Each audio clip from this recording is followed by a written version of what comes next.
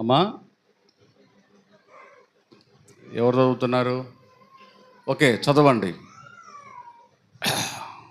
Mic దగ్గర ఉంచుకోండి. లేకపోతే నా రక్తము అనగా పాప క్షమాపణ నిమిత్తము అనేకుల కొరకు చిందించబడుచున్న నిబంధన రక్తము. గట్టిగా స్తోత్రం చెబుదామా? హల్లెలూయా, హల్లెలూయా. యేసుక్రీస్తు ప్రభులు వారు అంటున్న మాట ఇది, నా రక్తము. ఈ రక్తము వలన పాపానికి క్షమాపణ దొరుకుతుంది. ఈ రక్తము అనేకుల కొరకు చిందించబడుచున్నది. దేవునికి స్తోత్రం కలుగునుగాక. ఆయన చిందించిన రక్తము ఒక్కరి కోసం కాదు, నాసికారంధ్రములో జీవాత్మ కలిగిన ప్రతి నరుని కొరకు ఆయన తన రక్తమును చిందించాడు. దేవునికి స్తోత్రం కలుగునుగాక. అందుకని అంటాడు, ఇది నా రక్తము. చెప్పండి, ఇది నా రక్తము. ఈ రక్తము ప్రతి మనిషి పాప క్షమాపణ నిమిత్తం అనేకుల కొరకు చిందించబడిన నిబంధన రక్తం. దేవుడు మానవునితో ఒక నిబంధన జరిగింది. ఎన్నడనూ పాపం మీ దగ్గరికి రాకుండా మీ పాపాలన్నిటినీ కొట్టివేయుట కొరకై నేను సింధించిన నా రక్తం అని అన్నాడు. ఒక నిబంధన చేశాడు దేవుడు. దేవునితో ఈరోజు నీ ఒక నిబంధన కలిగి ఉండాలి. ఆయన రక్తము వలన శుద్ధీకరించబడిన నీవు, ఆయన రక్తము వలన నీతిమంతురాలుగా నీతిమంతుడుగా తీర్చబడిన నీవు ఈరోజు ఒక నిబంధన కలిగి ఆయనతో మనం ఉండగలిగితే ఆశీర్వాదములు మనకి తప్పకుండా దేవుడిస్తాడు. గట్టిగా స్తోత్రం చెప్దాం. హల్లెలూయా, హల్లెలూయా. ఇది నా రక్తము, ఇది పాప క్షమాపణ నిమిత్తము సిందించబడిన నా రక్తము. ఇది అనేకుల కొరకు చిందించబడిన రక్తము అన్నాడు. 27వ అధ్యాయము 25వ వచన భాగములో కూడా చలవిస్తూ ఉంది. 27వ అధ్యాయము 27వ అధ్యాయము 25వ వచనం, 27వ అధ్యాయము 25వ వచనములో కూడా ఈ విధంగా చలవిస్తూ ఉంటుంది.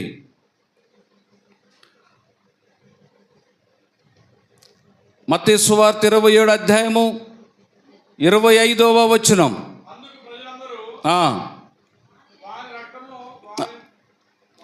వాని రక్తము మా మీదను మా పిల్లల మీదను ఉండునుగాక అనిరి. దేవునికి స్తోత్రం కలుగునుగాక. ఇక్కడ యేసుక్రీస్తు ప్రభుని సిలువనికి అప్పగించేటప్పుడు ఈ నిరపరాధి రక్తమును చిందించటం మంచిది కాదు. ఈ నిరపరాధి రక్తము ఇది భూమి మీద చిందించబడకూడదు. ఈయన ఏ నేరము చేయలేదు, ఈయనకి సిలువకు శిక్ష అర్హుడు కాదు అని చెప్పుతుంటే ప్రజలందరూ అంటున్నారు కదా, వాని రక్తము మా మీదను మా పిల్లల మీదను ఉండునుగాక. ఆమెన్, హల్లెలూయా. ఆయన రక్తము ఏ కుటుంబం మీదైతే ప్రోక్షించబడుతుందో, ఆయన రక్తము ఏ వ్యక్తి మీదైతే ప్రోక్షించబడుతుందో అది ఆ దేవునితో ఒక నిబంధన చేయబడిన ఒక గుర్తుగా ఉంటుంది. దేవునికి స్తోత్రం కలుగునుగాక. యేసుక్రీస్తు ప్రభులు వారు బలి అయిపోయాడు. ఐగుప్తు దేశములో సంహారపు దూత వచ్చి ఐగుప్తు దేశములో ఉన్న ప్రతి ఇంటిని ధ్వంసం చేస్తున్న సందర్భాలలో మోసే ద్వారా దేవుడు మాట్లాడతాడు. ఈ రక్తమును వారి గుమ్మముల మీద ప్రోక్షించినప్పుడు సంహారపు దూత వారి ఇండ్లలోకి రాకుండా నేను ఆఫ్ చేస్తానని దేవుడు చెప్తాడు. ఐగుప్తు దేశములో వారు గోసేను అనే ప్రాంతములో వారు నివాసం ఉంటున్నారు ఇజ్రాయేలు ప్రజలు. ఆ ప్రాంతములో మోసే చెప్పిన ప్రకారముగా ఆ రక్తమును తమ గుమ్మములకు ప్రోక్షించినప్పుడు ఐగుప్తు దేశములో ఉన్న పిల్లలు మొదలుకొని పెద్దవాళ్ళ వరకు, దాసులు మొదలుకొని యజమానుల వరకు ప్రతి కుటుంబములో శవము లేని ఇల్లు లేదంట. దేవునికి స్తోత్రం కలుగునుగాక. ఎప్పుడైతే గోసేను ప్రాంతములో నివసిస్తున్న ఇజ్రాయేలు ప్రజలు ఇండ్లల్లో ఆ రక్తము ప్రోక్షించబడిందో, ఆ రక్తమును చూసిన సంహారపు దూత అనగా మరణదూత వారి ఇళ్ళకి పోకోకుండా ఐగుప్తు దేశంలో ఉన్న ప్రజల ఇళ్ళకి వెళ్ళిపోయి వారి మొదటి సంతానాన్ని నాశనం చేసిందంట. దేవునికి స్తోత్రం కలుగునుగాక. పశువులలో మొదటి సంతానమును, మనుషులలో మొదటి సంతానమును చంపేసిందంట మరణదూత. కానీ దేవుని బిడ్డలైన వారు యేసు రక్తమును ఏ ఇండ్లలో అయితే ప్రోక్షించబడిందో ఆ కుటుంబాలలో ఏ ఒక్క దుఃఖము కూడా లేకోకుండా దేవుడు కాపాడాడంట. దేవునికి స్తోత్రం కలుగునుగాక. హల్లెలూయా. అందుకనే క్రీస్తు రక్తము ఏ కుటుంబంలోనైతే ప్రోక్షించబడుతుందో, క్రీస్తు రక్తము ఏ వ్యక్తి మీదైతే ప్రోక్షించబడుతుందో ఆ వ్యక్తి పాప క్షమాపణ నిమిత్తము ఆయనే మన కొరకు రక్తమును చిందించాడు. దేవునికి స్తోత్రం కలుగునుగాక. ఆయన రక్తము త్రాగడానికి, ఆయన శరీరమును తినడానికి ఎంత యోగ్యముగా ఉండాలి అని అంటే అది మనల్ని మనము పవిత్రపరచుకొని, మనల్ని మనము తగ్గించుకొని, మనల్ని మనము ఏముంటుందని పశ్చాత్తాపం కలిగి మనల్ని మనం యోగ్యులుగా మార్చుకోవడానికి సిద్ధపడినప్పుడు ఆయన శరీరమును, ఆయన రక్తమును తిని త్రాగడానికి మనము సిద్ధపడి ఉండాలి. దేవునికి మహిమ కలుగునుగాక. హల్లెలూయా. చాలామంది అనవసరంగా తీసుకుంటారు, దాని విలువేంటో తెలియదు. ఆయన రక్తము త్రాగడం విలువేంటో తెలియదు, ఆయన శరీరం తినడం విలువేంటో తెలియదు. ఎట్లా పడితే అట్లా తీసుకుంటూ ఉంటారు. అందుకనే బైబిల్లో చెప్తుంది, 1 కొరింథీయులకు రాసిన పత్రికలో చాలామంది నిద్రించారు, చాలామంది శ్రమల పాలైపోయారు. వాళ్ళు అనాలోచనగా తీసుకోవడం వల్ల చాలామంది శ్రమల పాలైపోయారని చలవిస్తుంది. లేవి కాండంలో కూడా చూస్తే ఆ రక్తం అంట ఆయన అంటున్నాడు, ఆ రక్తము నేను మీకు ఇచ్చాను అని అంటాడు ఆయన. లేవి కాండంలో చూడండి ఒక్కసారి. లేవి కాండములో 17వ అధ్యాయము 11వ వచనాన్ని జాగ్రత్తగా మనం చూసినట్లయితే,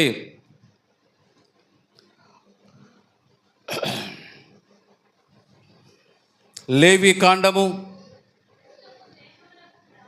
రక్తము దేహమునకు ప్రాణము, మీ నిమిత్తము ప్రాయశ్చిత్తము చేయబడిన బలిపీఠం మీద పోయిటకై దానిని మీకిచ్చి తిని, రక్తము దానిలో ఉన్న ప్రాణమును బట్టి ప్రాయశ్చిత్తము చెయ్యును. దేవునికి స్తోత్రం కలుగునుగా. ఈ రక్తం అంట ఆయన మనకిచ్చాడంట. పైన ఏమన్నాడు, ఇది నా రక్తము.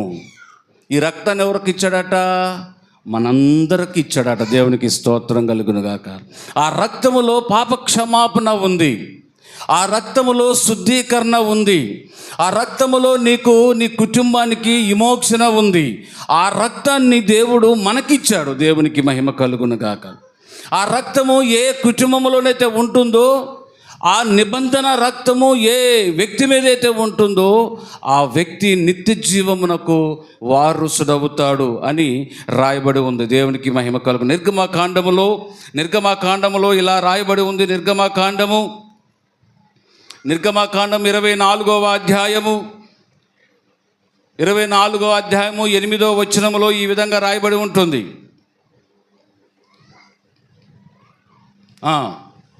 నిర్గమకాండము 24వ అధ్యాయము. ఆ రక్తమంట ప్రజల మీద ప్రోక్షించబడినప్పుడు, వాళ్ళ మీద చల్లినప్పుడు వాళ్ళకి గొప్ప రక్షణ దొరికిందంట. ఆ నిబంధన రక్తం చెప్పండి మనకిచ్చి ఏం చేశాడంట? ప్రజల మీద చల్లమన్నాడట. దేవునికి మహిమ కలుగుగా. చదవండి అన్నమాట. అప్పుడు మోసే రక్తమును తీసుకొని ప్రజల మీద ప్రోక్షించి, ఇదిగో ఈ సంగతులన్నిటి విషయమై యెహోవా మీతో చేసిన నిబంధన రక్తము ఇదే అని వాళ్ళకి చెప్పాడు. దేవునికి మహిమ కలుగునుగాక. గట్టిగా స్తోత్రం చెప్తారేమో అనుకున్నా. హల్లెలూయా. ఇది నిబంధన రక్తం మీ అందరి మీద ప్రోక్షించడానికే ఈ రక్తము చిందించబడింది. ఎంతమంది మీదైతే ఈ రక్తము ప్రోక్షించబడుతుందో ఆ వ్యక్తులందరూ రక్షించబడతారట. దేవునికి మహిమ కలుగునుగాక. ఇగో ఇదంతా మీ కొరకే ఈ రక్తమును ఇచ్చాను. ప్రజల మీద ప్రోక్షించమన్నాడు. ఇదిగో ఈ సంగతులన్నిటి విషయమై యెహోవా మీతో చేసిన నిబంధన రక్తం ఏదంటే ఇదే అని వాళ్ళకి ఇచ్చాడట. రక్తము పాత్రను అందరి మీద ప్రోక్షించబడిందంట రక్తము. ఎందుకంటే మన పిల్లల మీద రక్తము ప్రోక్షించబడాలి, మన కుటుంబం మీద ప్రోక్షించబడాలి. యేసు రక్తము లేని కుటుంబము అది ఆశీర్వాదకరంగా ఉండదు. యేసు రక్తములో కడగబడిన వ్యక్తి, కడగబడకోకుండా ఉన్న వ్యక్తి రక్షణ మార్గములోకి నడవలేడు. ఆ యేసు రక్తము, ఆ నిబంధన రక్తమును ఎవడైతే నమ్ముతాడో, ఆ నిబంధన రక్తమును ఎవడైతే స్వీకరిస్తాడో ఆ వ్యక్తికి రక్షణ భాగ్యం దొరుకుతుంది. దేవునికి మహిమ కలుగును గాక. హెచ్కేలు గ్రంథంలో చదివిస్తూ ఉంటుంది. హెచ్కేలు గ్రంథంలో కూడా ఈ విధంగా చదివిస్తూ ఉంటుంది. హెచ్కేలు గ్రంథం 24వ అధ్యాయము 7వ వచన భాగంలో ఈ విధంగా రాయబడి ఉంటుంది. హెచ్కేలు గ్రంథములో 24వ అధ్యాయము 7వ వచనములో ఈ విధంగా రాయబడి ఉంటుంది. దాని చేత చదవాలా? మీ బైబిల్లో దొరకట్లేదా? ఆమేన్, హల్లెలూయా.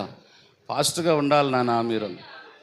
దాని చేత చిందించబడిన రక్తము దానిలో కనబడుచున్నది, మట్టితో దాన్ని కప్పివేయినట్లు దానిని నేల మీద కుమ్మరింపక ఒట్టి బండ మీద దానిని చిందించెను. దేవునికి మహిమ కలుగును గాక. దీని అర్థం మీకు చెప్తాను. బైబిల్ గ్రంథములో ఆయన రక్తమును గురించి కొత్త నిబంధనలో రాయబడిన రక్తమే కాదండి, పాత నిబంధనలో జరిగిన బలి గురించి మాట్లాడుతున్నాం. ఇక్కడ చలవిస్తుంది, మట్టి మీద ఆ నిబంధన రక్తము ప్రోక్షించబడకూడదని బండ మీద చిందించబడిందంట రక్తం. ఈ బండ ఎక్కడుంది అని అంటే ఇజ్రాయెల్ దేశములో గొల్గోతా అనే కొండ ఈ బండ. దేవునికి మహిమ కలుగును గాక. ఇక్కడ ఉన్నారా లేరా మీరు? ఆమేన్. ఆయన శిలువ రక్తము ఎక్కడో ఒక్కడ ఒలికించవలసి ఉన్నది, కానీ ఆ రక్తము ఎక్కడ పడితే అక్కడ నేల మీద ఒలికించే రక్తము కాదు. ఆ రక్తము ఎక్కడ కడితే అక్కడ చిందించే రక్తము కాదు. ఇది నేల మీద ఒలికించే అపవిత్రమైన రక్తము కాదు. ఇది బండ మీద ఒలికించబడిన రక్తము. అందుకనే యేసుక్రీస్తు ప్రభువుని గొల్గోతా అనే కొండ మీదకి తీసుకెళ్ళి అక్కడ బల్లెముతో పొడిచారంట. దేవునికి మహిమ కలుగును గాక. గొల్గోతా అనబడిన కొండ మీద, బండ మీద ఆయన రక్తము ప్రోక్షించబడింది. అక్కడ బలియాగం జరిగింది. దానికి కూడా ఇంకో మాట చదివిస్తుంది 39వ అధ్యాయములో. హెచ్కేలు గ్రంథము 39వ అధ్యాయములో కూడా చదివిస్తూ ఉంటుంది. ఒకసారి చూడండి. 39వ అధ్యాయము 17వ వచనం.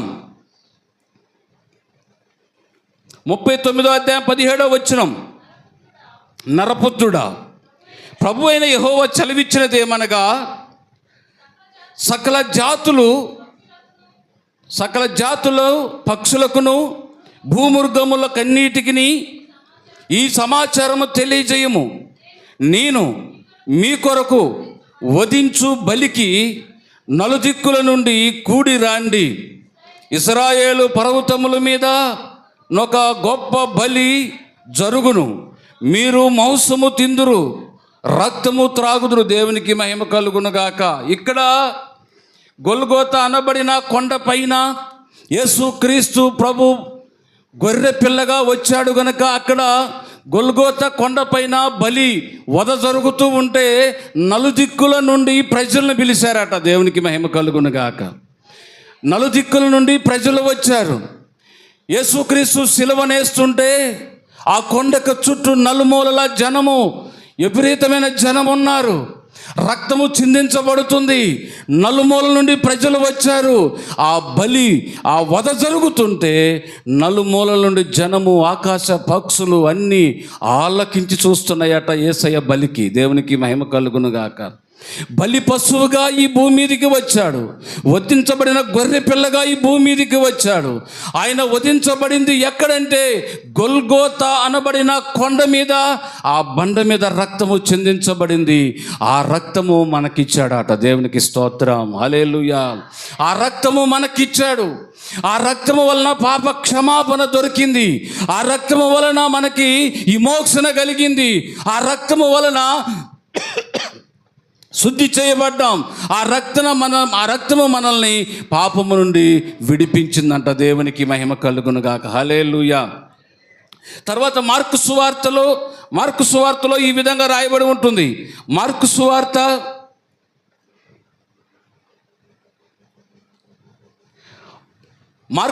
14వ అధ్యాయము 24వ వచనం. మార్కు సువార్త 14వ అధ్యాయం 24వ వచనం. అప్పుడు ఆయన, ఇది నిబంధన విషయమైన అనేకుల కొరకు చిందించబడుచున్న నా రక్తము అని అన్నాడు. ఇది నిబంధన రక్తము, అనేకుల కొరకు చిందించబడుతున్న నా రక్తము. ఈ రక్తము అనవసరంగా భూమిలో పడేసేది కాదు. ఈ రక్తము అనవసరంగా వ్యర్థమైన దానికాడ పడేసేది కాదు. ఏ వ్యక్తి అయితే పాప క్షాపముతో నిండి ఉన్నాడో, ఏ వ్యక్తి అయితే దోషముతో నిండి ఉన్నాడో, ఏ వ్యక్తి అయితే పాపములో మునిగిపోతున్నాడో, వారందరి పాప క్షమాపణ నిమిత్తమై సిందించబడిన ఈ కొత్త నిబంధన రక్తము, ఇది నా రక్తము అన్నాడు. ఆమేన్, హల్లెలూయా. ఆ రక్తము ఎక్కడ పడితే అక్కడ చిందించబడింది కదట. మన కొరకు ఆయన బలయ్యాడు. ఎక్కడ చెప్పండి? గొల్గోతా అనే బండ మీద అక్కడ రక్తము చిందించబడింది. ఆయన బలియాగానికి ముహూర్తం పెట్టారు. ఆ బలియాగానికి నలుమూలల నుండి ప్రజలు వచ్చి నిలబడ్డారట. దేవునికి మహిమ కలుగును గాక. అందరూ అంటున్నారు, మా పిల్లల మీద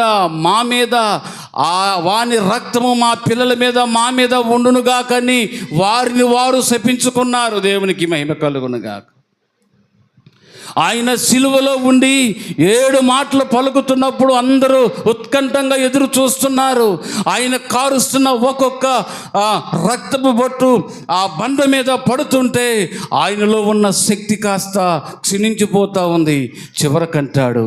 చివరకంటాడు, నా ఆత్మను నీ చేతులకి అప్పగిస్తున్నాను. నేను తప్పికొనుచున్నాను, నాకు దాహం ఇవ్వండి. నేను ఈ సబ్జెక్టులోకి వెళ్ళట్లేదు.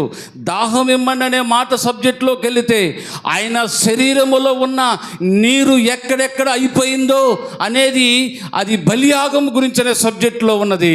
అది దేవుని చిత్తమైతే ఇంకొక నెలలో చెప్తాను. దేవునికి స్తోత్రం కలుగును గాక. నీటి ఊట ఎక్కడెక్కడ ఆగిపోయిందో, ఎక్కడెక్కడ ఖర్చు పెట్టాడో యేసుక్రీస్తు ప్రభులు వారు, ఎందుకు దాహం అవుతుందన్నాడో ఆ సబ్జెక్టు ఇంకొక నెలలో చెప్తాను మీకు. ఈ నెలలో చెప్తున్న మాట ఏంటంటే, ఇది నా నిబంధన రక్తం. ఇది మీ అందరి కొరకు చిందించబడిన రక్తం, మీ అందరి కొరకు ప్రోక్షించబడిన రక్తం. ఈ రక్తము వలన పాప క్షమాపణ దొరుకుతుంది అన్నాడు. రెండవ మాట ఏమంటాడు? రక్తము వలన నిత్య జీవము కలుగుతుందని యోహాను సువార్త. ఈ నిత్య జీవం కలుగుతుందని యోహాను సువార్త 6వ అధ్యాయము యోహాను సువార్త 6వ అధ్యాయం 53వ వచనం. మొదటిదేమో ప్రజల మీద చల్లమని చెప్పిన ప్రజల మీద చల్లబడిన రక్తము. రెండోది ఇది నిత్య జీవమునిచ్చే రక్తము అని మనకి యోహాను సువార్త 6వ అధ్యాయం 53వ వచనములో చలవిస్తూ ఉంది. కావున యేసు ఇట్లనెను, మీరు మనుష్య కుమారుని శరీరము తిని ఆయన రక్తము త్రాగితేనే కానీ మీలో మీరు జీవము గలవారు కారు అని అన్నాడు. దేవునికి స్తోత్రం కలుగును గాక. ఆయన శరీరము తిని ఆయన రక్తము త్రాగితేనే కానీ మీరు నిత్య జీవమునకు పొందుకోలేరు. ఆయన నిత్య జీవమనిచ్చే రక్తం అది. ఆమేన్, హల్లెలూయా. మీ కుటుంబ శాపమంతా తొలగిపోవడానికి, మీ కుటుంబంలో వెంటాడుతున్న రోగపీడ శక్తులు తొలగిపోవడానికి, మీ కుటుంబం మీద వెంటాడుతున్న చీకటి శక్తుల ప్రభావం తొలగిపోవడానికి, మీ మీదనో మీ పిల్లల మీదనో ప్రోక్షించబడటానికి చిందించబడిన ఆయన నిబంధన రక్తం. రెండోది, మీరు నిత్య జీవమునకు వెళ్ళడానికి చిందించబడిన నిబంధన రక్తం. ఈ రక్తము ప్రతి ఒక్కరి మీద ఉండాలి. దేవునికి మహిమ కలుగును గాక. మూడోది చెప్పుకుందాం. ఎఫెసీయుల 56 కూడా చూడండి. 56 కూడా చూడండి. 54 చూడండి. నా శరీరము తిని నా రక్తము త్రాగువాడే నిత్య జీవం గలవాడు. అంతేనా? ఆమేన్, హల్లెలూయా. అంత్య దినమున నేను వారిని లేపుతాను అని అంటాడు. 6వ అధ్యాయము 4వ వచనం కూడా చూడండి. 54 అయిపోయింది కదా. 55 56 చూడండి. 56 నా శరీరము తిని నా రక్తం తాగువాడే నా యందును నేను వాని యందును నిలిచియుందుము. దేవునికి స్తోత్రం. అంటే ఆయన రక్తము మనల్ని ఆయనతో ఐక్యపరుస్తుంది. ఆయనతో మనం విడిగా ఉన్న మనం, ఆయనతో సంబంధం లేకుండా తిరుగుతున్న మనం, ఆయనతో సహవాసం లేకుండా తిరుగుతున్న మనం, ఎప్పుడైతే ఆయన రక్తమును ప్రోక్షించబడుతుందో, ఎప్పుడైతే ఆయన రక్తమును మనము త్రాగుతామో, అప్పుడు దేవునితో మనకు ఒక సంబంధం ఏర్పడుతుంది. దేవునితో మనకు ఒక సహవాసం ఏర్పడుతుంది. ఆయనతో మనతో ఆయన కలిసి ఉంటాము అని ఒక హామీ ఇస్తున్నాడు నా యేసుక్రీస్తు ప్రభు. దేవునికి మహిమ కలుగును గాక. ఎఫెసీయులకు రాసిన పత్రికలో కూడా ఈ విధంగా రాయబడి ఉంటుంది. ఎఫెసీయులకు రాసిన పత్రిక మూడవ మాట ఏంటంటే 1వ అధ్యాయము, ఎఫెసీయులకు రాసిన పత్రిక 1వ అధ్యాయము 7వ వచనములో ఆ రక్తము మనకంట విమోచన కలిగిస్తుంది అని మనకి 3వ మాట చలవిస్తూ ఉంది. 7వ వచనం, దేవుని కృపా మహదైశ్వర్యమును బట్టి ఆ ప్రియుని యందు ఆయన రక్తము వలన మనకు విమోచనము, అనగా మన అపరాధములకు క్షమాపణ మనకు కలిగి ఉన్నది అని అంటున్నాడు. దేవునికి స్తోత్రం. మనకి విమోచన కలుగుతుంది. 3వ మాట చెప్పండి. మీరు వీలైతే రాసుకుంటా ఉండండి. మొదటిదేమో చెప్పండి. మొదటిదేమో అది ప్రజల మీద చల్లడానికి, ప్రజల మీద, గృహాల మీద, మనుషుల మీద ప్రోక్షించబడటానికి చిందించబడిన నిబంధన రక్తం. రెండవది నిత్య జీవమునకు నిన్ను చేర్చేది ఆ నిబంధన రక్తం. మూడవది విమోచన కలిగించే రక్తం. పాపము నుండి, శాపము నుండి మనకు విమోచన కలిగించే రక్తము, అదే నిబంధన రక్తం. 4వది చెప్పుకుంది. నేను త్వరగా ముందుకు తీసుకెళ్తున్నాను. 4వ మాట 2వ వచనం, ఎఫెసీయులకు రాసిన పత్రిక 2వ అధ్యాయం 13వ వచనం. 4వ మాట, ఆ రక్తము మనము దూరస్తులైన మనలను సమీపస్తులుగా చేస్తుంది అని మనకి ఇక్కడ రాయబడుతుంది. 13, 14 చూడండి. అయినను మునుపు దూరస్తులైన మీరు ఇప్పుడు క్రీస్తు యేసునందు క్రీస్తు రక్తము వలన సమీపస్తులై ఉన్నారు. ఆమేన్, హల్లెలూయా. గట్టిగా స్తోత్రం చెబుదామా? దూరస్తులైన మనము ఏమైపోయింది చెప్పండి? ఆయన రక్తము వలన సమీపస్తులుగా మార్చబడ్డాం. 14వ వచనం కూడా చదవండి. ఆయన మనకు సమాధానమయ్యుండి మీకును మాకును ఉండిన ద్వేషమును, అనగా విధి రూపకమైన ఆజ్ఞలు గల ధర్మశాస్త్రమును తన శరీరమందు కొట్టివేయుట చేత మధ్య గోడను పడగొట్టి మన ఉభయులను ఏకము చేసెను. దేవునికి మహిమ కలుగును గాక. మనందరినీ ఏం చేసి చెప్పండి? ఎక్కడెక్కడో ఉన్న మనందరినీ, ఎక్కడెక్కడో ఏ గ్రామస్తులు మనందరినీ, ఒక జాతి కాదు మంది, ఒక కులము కాదు మంది, ఒక వర్గము కాదు మంది, కానీ యేసయ్య రక్తము వలన ఏకము చేయబడ్డాం. క్రీస్తు నిబంధన రక్తము వలన మనందరము ఏకము చేయబడ్డాం.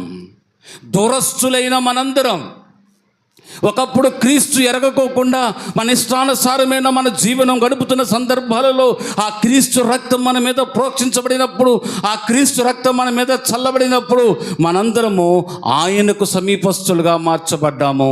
ఆ రక్తమే మనల్ని ఐక్యపరిచింది. ఆ చిందించబడిన గొల్గొత కొండ మీద చిందించబడిన ఆ రక్తము దూరస్తులైన మనందరినీ, ఎక్కడెక్కడో ఉన్న మనందరినీ, ఒకరికొకరు సంబంధం లేని మనందరినీ ఐక్యపరిచి ఒక వేదిక మీద నిలవబెట్టిందంటే అది క్రీస్తు రక్తము మాత్రమే. హల్లెలూయా, హల్లెలూయా. ఉన్నారా, నిద్రపోయారా? ఉన్నారా, పోయారా? ఉలుకు లేదు, పలుకు లేదు. హల్లెలూయా. ఉలుకు లేదు, పలుకు లేదు. కోమాలో ఉన్నోడికి ఉలుకు ఉండదు, పలుకు ఉండదు. చెప్పండి, కోమాలో ఉన్నోడికి ఉలుకు పలుకు ఉంటుందా? ఉంటుందమ్మా? ఉంటుందా, ఉండదా? మీకున్నదా లేదా? మరి ఉంటే గట్టిగా హల్లెలూయా చెప్పండి. హల్లెలూయా. నోరు తెరిస్తే చేయలేవట్లే, చేయలేస్తే నోరు తెరవట్లే. దేనికో ఒకదానికి మొత్తానికైతే జీవం లేదు. ఆమేన్. దేనికో ఒకదానికి జీవం లేనట్టే ఉంది. జీవం ఉందా? రెండింటికి జీవం ఉందా? మరి ఉంటే గట్టిగా స్తోత్రం చెప్పుడే, గట్టిగా చెప్పురి. హల్లెలూయా. చెప్పండి. 4వ మాట ఏంటిదంట? దూరస్తులైన మనల్ని చెప్పండి సమీపస్తులుగా చేసింది ఆ నిబంధన రక్తం. దేవునికి మహిమ కలుగును గాక. నేను త్వరగా ముగిస్తాను, అంటే టైం కూడా చాలా అయిపోయింది కాబట్టి మీకు ఈరోజు భోజనాలు లేవు కనుక త్వరగా ముగించడానికి నేను ప్రయత్నం చేస్తున్నాను. నా సబ్జెక్ట్ కంప్లీట్ చేసుకోవడానికి నేను ప్రయత్నం చేస్తున్నాను. 5వ మాట మీరు త్వరగా ఏబ్రిల్కి రాసిన పత్రిక 9వ అధ్యాయము నేను త్వరగా ముగిస్తాను. ఏబ్రిల్కి రాసిన పత్రిక 9వ అధ్యాయము 14వ వచనం, 14-15వ వచనాన్ని మనం జాగ్రత్తగా చూస్తే, నిత్యుడగు ఆత్మ ద్వారా తన్ను తాను దేవునికి నిర్దోషినిగా అర్పించుకొనిన క్రీస్తు యొక్క రక్తము నిర్జీవ క్రియలను విడిచి జీవము గల దేవుని సేవించుటకు మీ మనస్సాక్షి ఎంతగానో శుద్ధి చేయును. దేవునికి మహిమ కలుగును గాక. 5వ మాట ఏంటో తెలుసునా? నిబంధన రక్తము మిమ్మల్ని శుద్ధి చేస్తుంది. నిబంధన రక్తం మీ పాపాలన్నీ తుడిచివేసి ఆ నిబంధన రక్తం మిమ్మల్ని శుద్ధి చేస్తుంది. శుద్ధి చేయబడిన నిబంధన రక్తము అది క్రీస్తు రక్తము వలననే జరుగుతున్నది. దేవునికి మహిమ కలుగును గాక. 10వ అధ్యాయము ఏబ్రిల్ రాసిన పత్రిక 10వ అధ్యాయములో 15 అందులో 14-15 వచ్చింది చూడండి.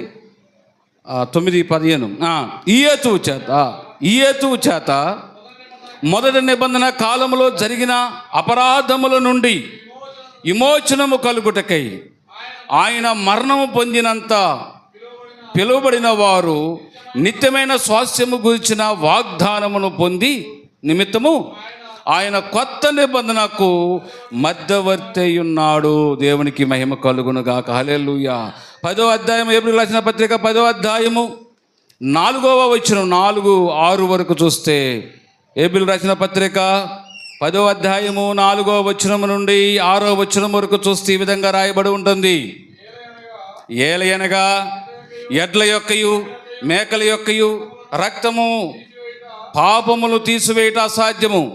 కాబట్టి ఆయన ఈ లోకమందు ప్రవేశించినప్పుడు ఇలాగు చెప్పుచున్నాడు, బలియు అర్పణము నీవు కోరలేదు గాని నాకొక శరీరమును అర్పించితిని,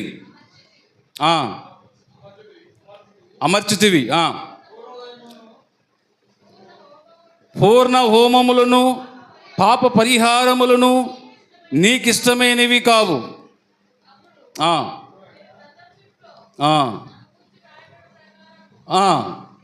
దేవా నీ చిత్తము నెరవేర్చుటకు.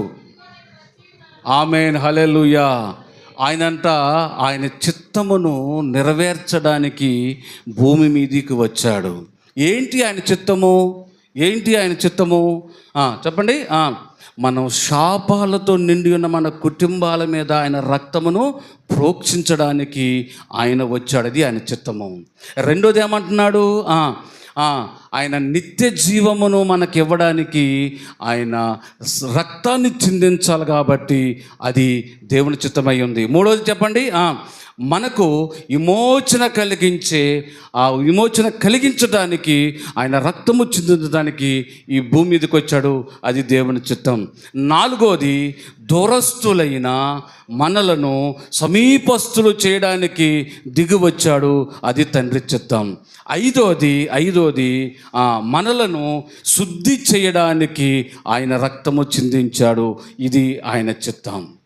ఈ రక్తము మనల్ని శుద్ధి చేయడానికి, మన పాపాలు క్షమించడానికి, మన పాపాలు తుడిచివేయడానికి ఎడ్ల యొక్కయు, కోళ్ళ యొక్కయు, మేకల యొక్కయు రక్తము వలన శుద్ధి చేయబడదు. కేవలం పరిశుద్ధుడైన నిష్కలంకుడైన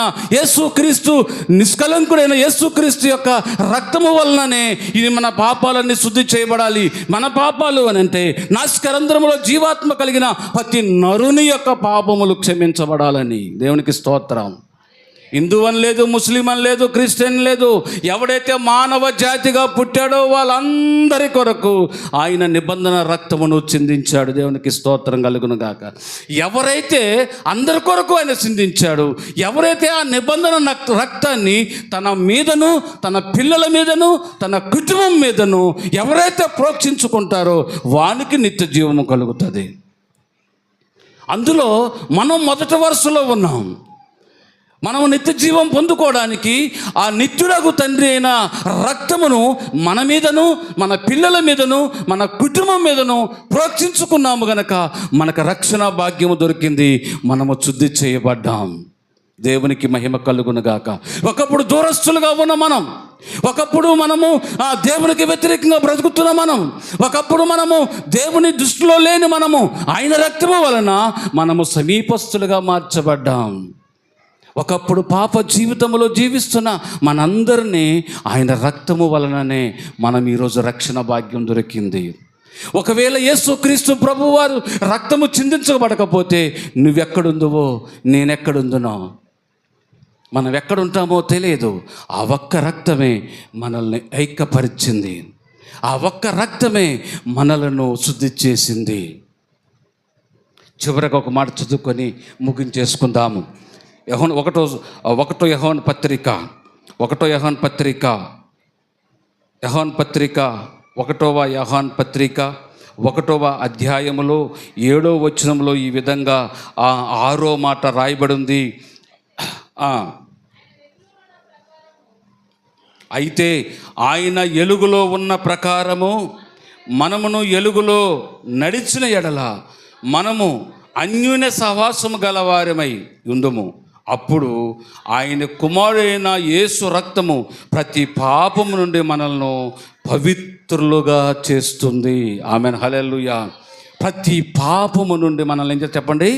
పవిత్రులుగా మారుస్తుంది ఆ నిబంధన రక్తం. ఆ రక్తము మన మీద ఉంటే, ఆ రక్తం మన మీద ఉంటే మనల్ని దేవుడు ఆశీర్వాదకరంగా మారుస్తాడు. ఆమెన్, హల్లెలూయా, హల్లెలూయా, హల్లెలూయా. గట్టిగా స్తోత్రం చెబుదామా?